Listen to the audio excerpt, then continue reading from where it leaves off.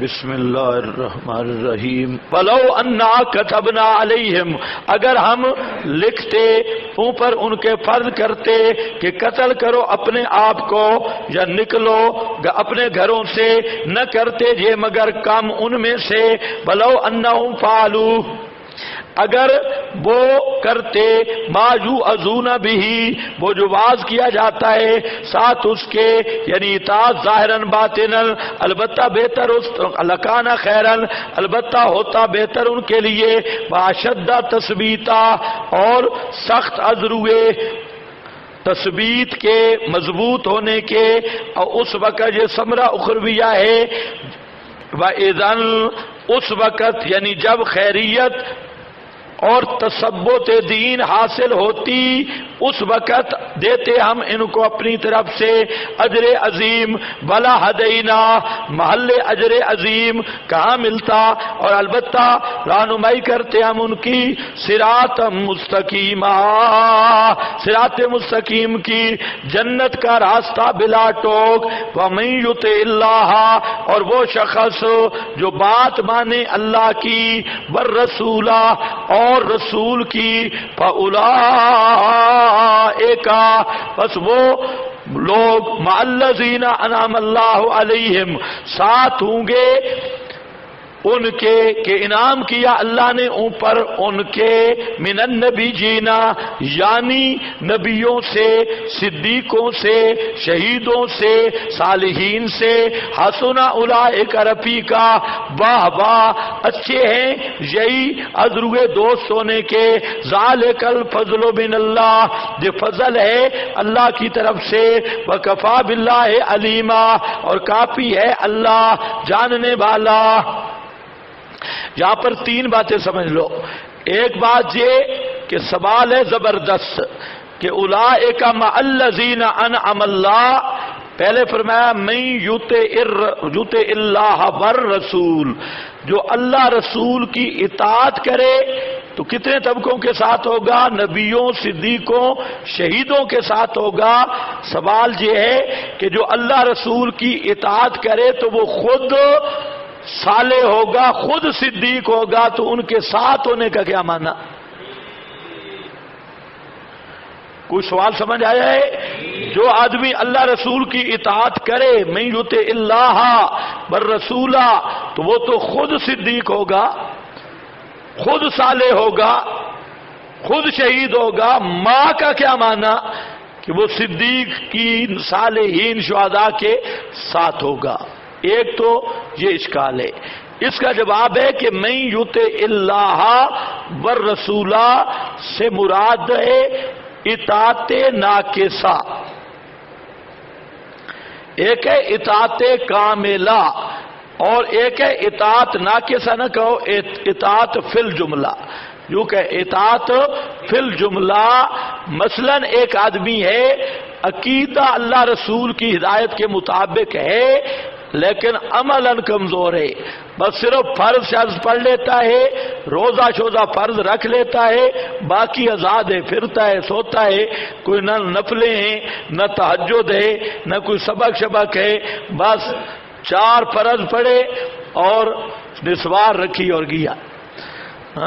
اور اسی طرح روزے رمضان کے رکھ لیے، آگے پیچھے کچھ بھی نہیں، تو یہ اطاعت فی الجملہ ہے۔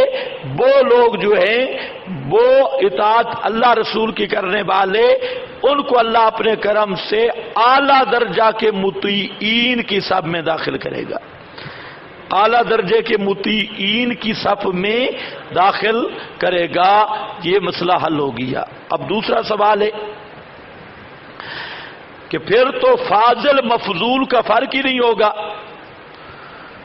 اگر مع النبیین ہو اور صدیقین کے ساتھ ہو تو جنت میں تو مختلف درجات ہیں۔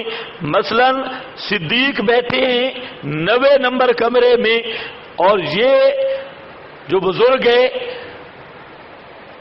معا والا، تو اس کو بھی 90 نمبر کمرے میں بھیج دیا گیا، تو فرق کیا رہے گا پھر فاضل مفضول کا؟ حالانکہ جنت میں درجات مختلف ہیں اور فاضل اور مفضول کے مراتب کا فرق ہے، جب اکٹھے ہو جائیں گے تو فاضل مفضول کے درجات کا تفاوت تو نہیں رہے گا۔ یہ اشکال بھی سمجھ گئے ہو؟ اور بولو نہیں سمجھ آیا تب بھی؟ جواب یہ ہے کہ جہاں معا کا یہ معنی نہیں کہ ان کی فٹنگ ہو جائے گی ان کمروں میں یا ان درجوں میں، یہاں معیت سے مراد ہے کہ ان کا آنا جانا، میل ملاقات، گپ شپ ممکن کر دی جائے گی، زیارت ہو سکے گی۔ اس کا یہ معنی نہیں کہ جس درجے میں انبیاء کی مقام ہے اس عامی کو بھی وہاں فٹ کر دیا جائے، یہ نہیں معنی معا کا۔ معا کا معنی ہے کہ حضرات انبیاء، صادقین، صدیقین، شہداء، صالحین کے ساتھ اس کی ملاقات وغیرہ ہوتی رہے گی، گپ شپ ہوتی رہے گی، اٹھنا بیٹھنا ہوتا رہے گا، بلکہ باقی رہے گا اپنے کمرہ میں۔ جس طرح تم ایک دوسرے کے کمرہ میں پہنچ جاتے ہو، جو ادھر ہیں یہ والے ادھر پہنچ جاتے ہیں، وہ والے ادھر پہنچ جاتے ہیں، تو اس طرح ملاقات کی اجازت ہوگی، باقی اس کا درجہ الگ ہوگا اور ان کاملین کے درجات الگ ہوں گے۔ تیسرا سوال یہ ہے، مرزا گامے نے کیا ہے کہ تم کہتے ہو اہدنا الصراط المستقیم، ہمیں صراط مستقیم چلا، اور صراط مستقیم کا کیا معنی ہے؟ جو نبیوں والا راستہ ہے۔ تو تم جب نبوت مانگ رہے ہو، نبوت کا درجہ مانگ رہے ہو، تو معلوم ہوتا ہے کہ نبوت کا اجرا ہے، ختم نہیں ہوئی۔ اگر نبوت ختم ہو جاتی تو اہدنا الصراط المستقیم میں من النبیین والصدیقین یہ اجرائے نبوت نہ ہوتا۔ تم تو نبوت مانگ رہے ہو، ہمیں وہی راہ دکھا جو نبیوں کے راستے میں وہی بھی تھی۔ یہ ان کو تو سمجھ آ گیا جنہوں نے سورہ فاتحہ پڑھی، وہاں پر میں نے معنی اور کیا تھا۔ اگر وہ ذہن میں ہے تو چلو یہاں اس کا جواب دے دیتا ہوں۔ جواب یہ ہے کہ یا نبوت نہیں مانگی گئی،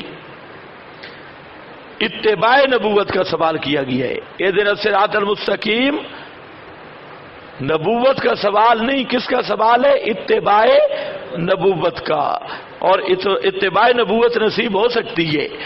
اور یہاں یہ سوال تو تب ہوتا کہ نبوت کے حصول کا سوال ہوتا، تو یہ تو اتباع نبوت کا سوال ہے۔ اور ایک فائدہ اور بھی، چوتھا بھی سن لو کہ بعض صحابہ نے آپ سے سوال کیا کہ زندگی میں جب ہم پریشان ہوتے ہیں آپ کی زیارت ہو جاتی ہے، اور ہاں ذکر تو موتی و موتا کا، میں خیال کرتا ہوں اپنی موت کا اور آپ جناب کی موت کا، اور جب مر جائیں گے آپ جنت کے اوپر والے درجوں میں ہوں گے، ہم غریب نیچے ہوں گے۔